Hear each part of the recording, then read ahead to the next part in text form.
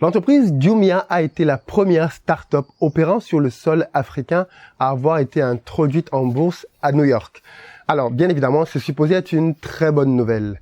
Là où le bas blesse, c'est que Jumia s'est déclarée, autoproclamée, première start-up africaine. Et là, dès qu'elle a dit ça, il y a eu un gros scandale, un gros tollé sur la toile. Je ne sais pas si tu as été au courant de ça, mais c'est de ça dont je veux que l'on parle dans cette vidéo. Pourquoi est-ce qu'une start-up qui travaille en Afrique avec des Africains, quand elle déclare qu'elle est la première start-up africaine, pose des problèmes? Pourquoi est-ce que ça devient un scandale et une affaire quasiment d'État? Mais écoute, dans cette vidéo, je vais te parler un tout petit peu de Jumia. Si tu ne sais pas qui est Jumia, sache que Jumia, c'est un peu l'équivalent d'Amazon en Afrique. Pour faire simple, c'est une entreprise qui est aujourd'hui représentée dans beaucoup de pays et qui permet, au travers d'une plateforme, de mettre en relation des vendeurs et des acheteurs de différents types de produits.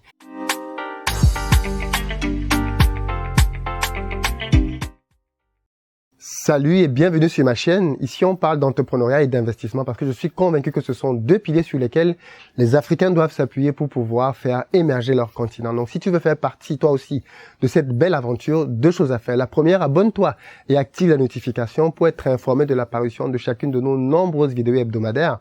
Et la deuxième, va dans la barre de description, clique sur le lien pour recevoir gratuitement le petit livret que j'ai écrit intitulé 10 bonnes raisons de devenir entrepreneur. C'est un tout petit livret qui se lit rapidement et qui va te permettre de te bâtir un bon mindset pour te permettre de te lancer dans les affaires. Aujourd'hui, je veux qu'on revienne un peu sur le scandale, l'affaire Jumia en quelques points. Jumia, c'est une entreprise effectivement qui opère en Afrique. Mais est-ce que c'est parce qu'une entreprise opère en Afrique qu'elle est une entreprise africaine? Bien sûr que non. S'il fallait raisonner comme ça, alors Facebook serait une entreprise française, serait une entreprise allemande et serait une entreprise chinoise. Non, pas chinoise. Quelle bêtise j'ai osé dire. Non, il n'y a pas Facebook en Chine. Facebook serait une entreprise dans tous les pays dans lesquels elle opère, ce qui est bien évidemment absurde. Ce n'est pas parce qu'on opère sur un continent que l'on est bien évidemment une entreprise africaine. Pourquoi est-ce que particulièrement le cas de Jumia est assez révoltant? Parce que figure-toi que Jumia, c'est une entreprise qui a été créée par deux Français qui ont créé leur entreprise, qui l'ont créée en Allemagne et qui ont décidé de pouvoir mettre leur main d'œuvre en termes de développement de leur plateforme en recrutant des ingénieurs portugais. Alors, quand tu mélanges ces trois éléments-là, comment Jumia peut se permettre de dire qu'elle est une entreprise africaine? Est-ce que le simple fait de travailler en Afrique fait de Jumia une entreprise africaine? La question est ouverte et je veux avoir ton avis dans les commentaires. Personnellement, je ne pense pas. D'autant plus que Jumia a eu beaucoup d'opportunités de démontrer qu'elle voulait s'inscrire dans le sillon pour être une entreprise africaine. Malheureusement, à chaque fois que Jumia en a eu l'opportunité, Jumia a refusé de le faire. Déjà, les fondateurs, deux Français qui viennent créer une entreprise en Afrique, pourquoi se prévalent-ils d'être une entreprise africaine? Peut-être qu'ils auraient pu, s'ils l'avaient souhaité, ouvrir leur capital et avoir d'autres associés africains, par exemple. Ça aurait été effectivement une manière pour eux de démontrer qu'ils veulent s'inscrire sur le long terme en Afrique et travailler sur le continent avec des Africains pour devenir une entreprise africaine. Le deuxième élément, c'est qu'ils ont décidé de créer leur entreprise en Allemagne. Qu'est-ce que ça leur coûtait de créer leur entreprise au Rwanda, par exemple, ou alors en Éthiopie, ou même en Afrique du Sud, je ne sais pas moi. Ce ne sont pas des pôles en Afrique dans lesquels on peut créer une entreprise qui manque. Ils ont décidé de ne pas le faire, de rester en Allemagne. Et ça fait quelques années qu'ils sont déjà en Afrique, parce que jusque-là, ils auraient pu créer en Allemagne, juste pour pouvoir commencer, quand ils voient que c'est en train de marcher, se délocaliser en Afrique. Et pourtant, ils ont refusé ça aussi de le faire. Mais l'autre élément qui est aussi choquant là-dedans, c'est qu'ils sont allés prendre des ingénieurs au Portugal pour pouvoir développer leur plateforme. Ce ne sont pas des ingénieurs qui manquent en Afrique. Pourquoi est-ce qu'ils sont allés donner leur technologie à des Portugais? Pourquoi est-ce qu'ils n'ont pas voulu la déposer sur le continent? Quand un entrepreneur africain décide de lancer son business en Afrique, et ça, je veux bien que tu le comprennes, ce n'est pas que pour de l'argent.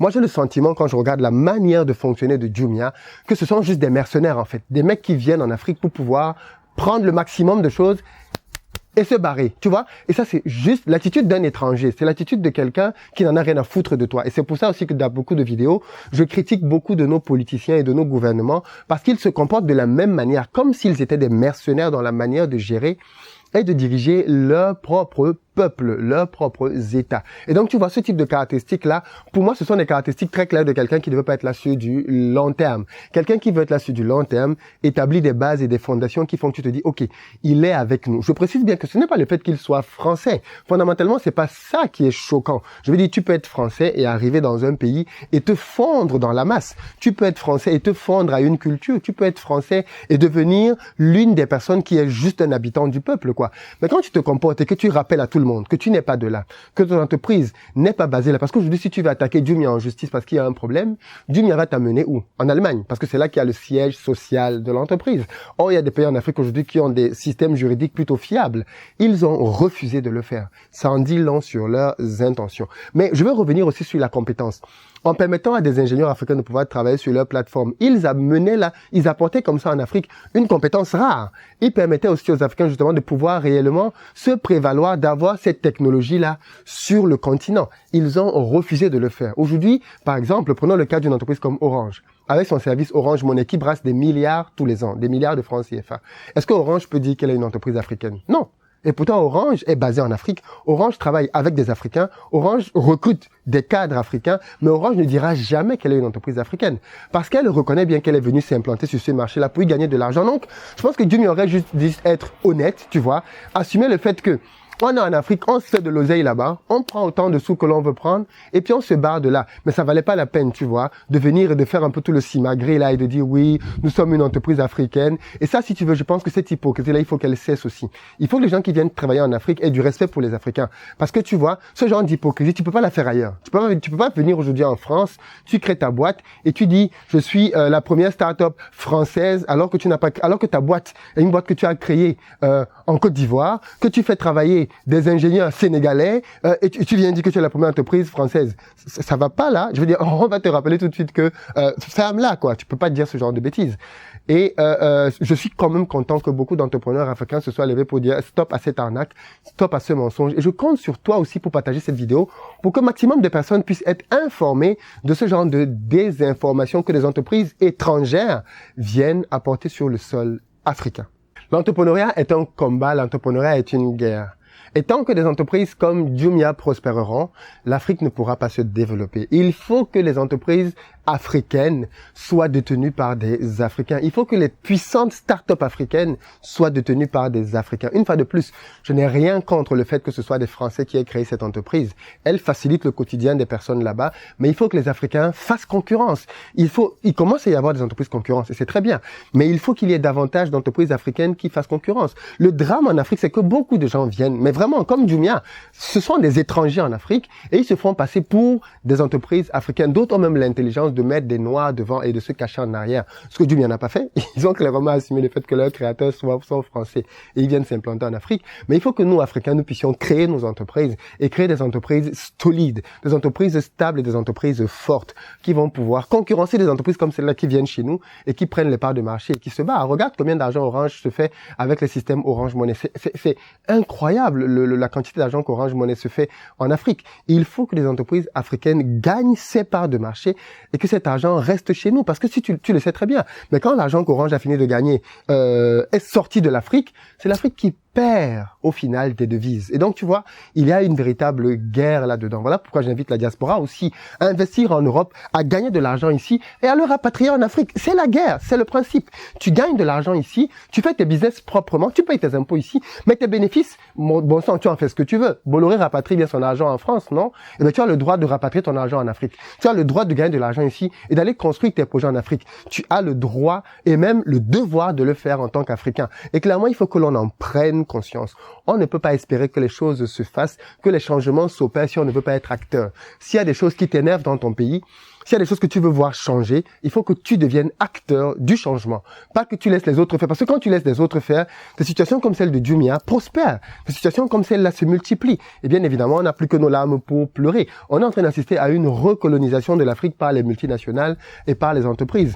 Autant les États peuvent être permissifs et laisser ce genre de choses se faire, autant je pense que le secteur privé doit être combatif. Notamment dans le domaine des technologies digitales, il faut que l'on puisse être au point, que l'on puisse réellement rivaliser avec ces gars, parce que en termes d'informatique et autres, les Africains ne sont pas moins intelligents. On a les capacités, on a le potentiel pour pouvoir rivaliser, donc faisons-le. J'ai pas le temps d'aborder ça dans cette vidéo, mais dans d'autres vidéos, je te parlerai des déroutes d'entrepreneurs africains, des mecs qui ont créé leur business à la sueur de leur front. et qui se sont fait voler leur business. C'est le prochain thème que je vais aborder dans une prochaine vidéo pour que tu réalises à quel point l'entrepreneuriat, c'est une guerre. Et ça, c'est pour tous ceux qui cherchent des financements à gauche, à droite. Ces gars-là ont créé leur projet et ils sont allés chercher des investisseurs. Les investisseurs sont venus dans leur boîte et au fil de quelques années, les ont virés de leur boîte parce qu'ils avaient l'argent et qu'ils ont signé des contrats très bien bétonnés que les petits entrepreneurs africains ont juste signé sans comprendre ce qu'ils étaient en train de signer. Les amis, l'heure est grave. L'entrepreneuriat, c'est pas un jeu. C'est vraiment l'arme dont nous disposons pour pouvoir faire changer les choses. Si les politiques ne veulent pas le faire, battons-nous au niveau de l'entrepreneuriat. On a des capacités, on a des armes, on a des cerveaux comme tout le monde. Utilisons ces armes pour faire la différence dans notre très cher continent. Je te le redis, partage cette vidéo parce que je pense qu'elle mérite d'être vue par beaucoup d'Africains et pour qu'elle ait le maximum d'impact dans la vie des autres. Merci beaucoup de m'avoir suivi. On arrive au terme. Dis-moi dans les commentaires ce que tu penses de cette situation-là. Qu'est-ce que tu penses qu'on pourrait faire ensemble pour pouvoir rivaliser, se soutenir et clairement devenir beaucoup plus puissant. Moi, le 31 août, j'organise à Paris ma prochaine conférence pour parler d'immobilier parce que je pense que c'est un secteur dans lequel on peut créer de la richesse et clairement prendre des parts de marché. Donc, si tu n'as pas encore assisté à une de mes conférences, je t'invite à venir. Je te présenterai mes invités au fil des semaines, mais je veux vraiment faire une bonne conférence sur l'immobilier pour que tu aies tous les atouts pour pouvoir maîtriser le marché de l'immobilier, pour pouvoir investir dedans, tirer clairement profit de ces bénéfices-là pour aller au pays et construire ton empire là-bas. À très bientôt.